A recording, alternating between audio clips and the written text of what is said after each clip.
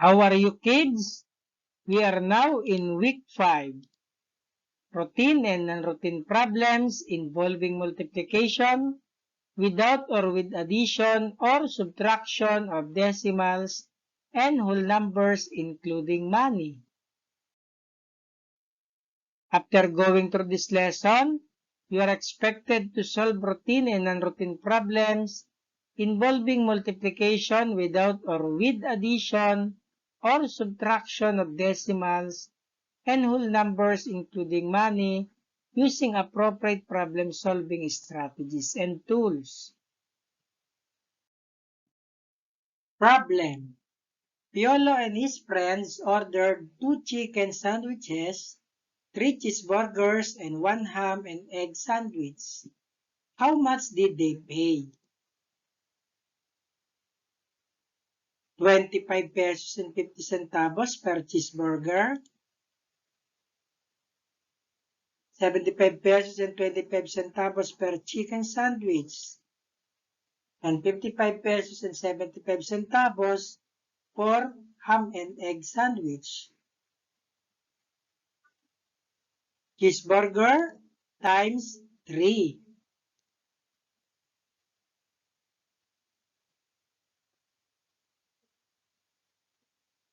$76 and 50 centavos. While 2 chicken sandwiches, the amount is 150 pesos and 50 centavos. And 1 ham and egg sandwich.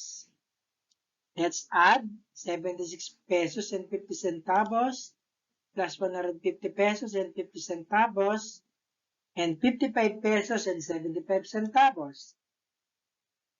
0 plus 0 plus 5, 5. 5 plus 5 plus 7, 17. 1 plus 6 plus 5 equals 12. 1 plus 7 plus 5 plus 5, 18. 1 plus 1 equals 2.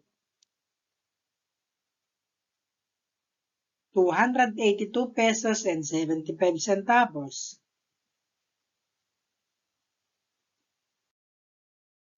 Study the given problem.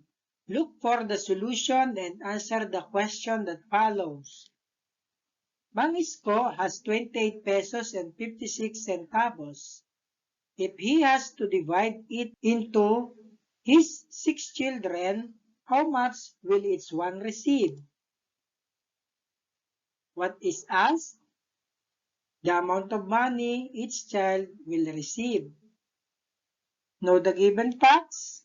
28 pesos and 56 centavos and 6 children. Determine the operation to be used. Division. The number sentence is 228 pesos and 56 centavos divided by 6 equals n. For solution, 28 pesos and 56 centavos divided by 6. First, at the decimal point, then 28 divided by 6 equals 4. 4 times 6, 24. 28 minus 24 equals 4. Bring down 5. 45 divided by 6, 7. 7 times 6, 42. 45 minus 42 equals 3. Bring down 6. 36 divided by 6 equals 6. 6 times 6 is 36. 36 minus 36, 0. The answer is 4 pesos and 76 centavos.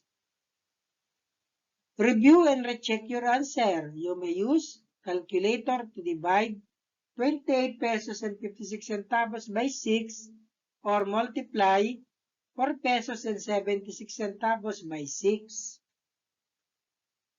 Therefore, each child receives 4 pesos and 76 centavos. Learning Task 1. Solve the given problems. Larry drinks an average of 6 and 4/800 glasses of water per day. About how many glasses of water will he drink in 1 week?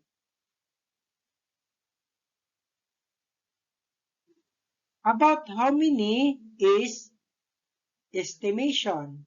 So we need to estimate or round off. Round off 6 and 48 hundredths.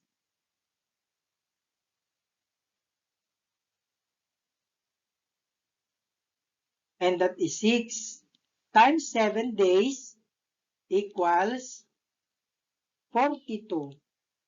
42 glasses. How about in a month?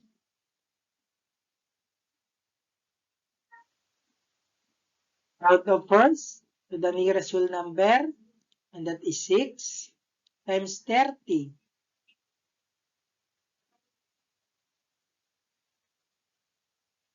180 glasses. How about in a year? 365 days in a year. Round off first, that is 6 times 365 equals 2,190 glasses. How about in a decade? Decade is 10 years. So 365 times 10 equals 3,650.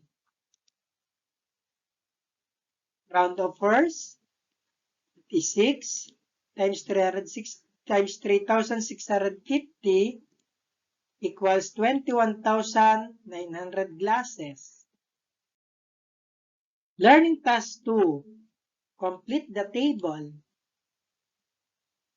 Medicine A, for 1 person, 7 pesos. How about in 5 person? 7 times 5 equals 35 pesos. For 14 persons, 7 pesos times 14 equals 98 pesos. For medicine B, for 5 persons, 60 pesos and 60 centavos. How about for 1 person? 15 and 5 hundredths, 15 and 5 tenths, round up to the nearest whole number, and that is 16. 136 times 16, 6 times 6, 36. 6 times 3 plus 3 equals 21. 6 times 1 plus 2, 8. 1 times 6, 6. 1 times 3, 3. 1 times 1, 1. Let's add. Bring down 6. 1 plus 6, 7. 8 plus 3, 11. 1 plus 1, 2. 2,176 pesos.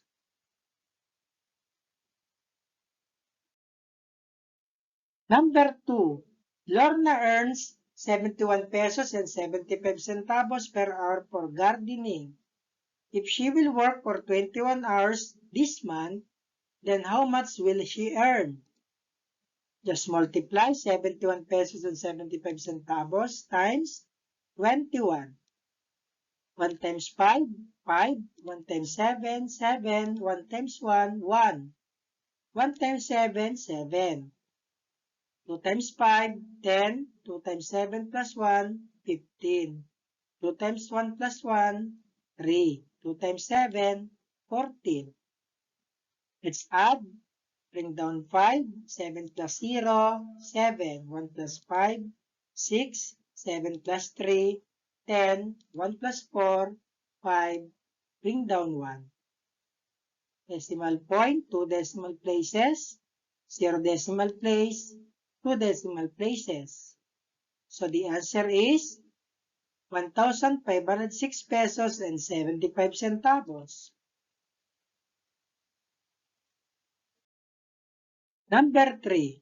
Paul's father will pay for his new car in 60 months payments. If his car loan costs 1,023,660 pesos, then how much will he pay for each month? Just divide 1,023,660 pesos divided by 60 equals 17,061 pesos.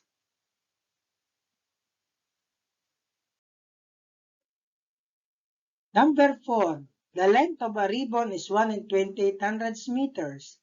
The length of a rope is 2 and 7400 meters longer than the ribbon.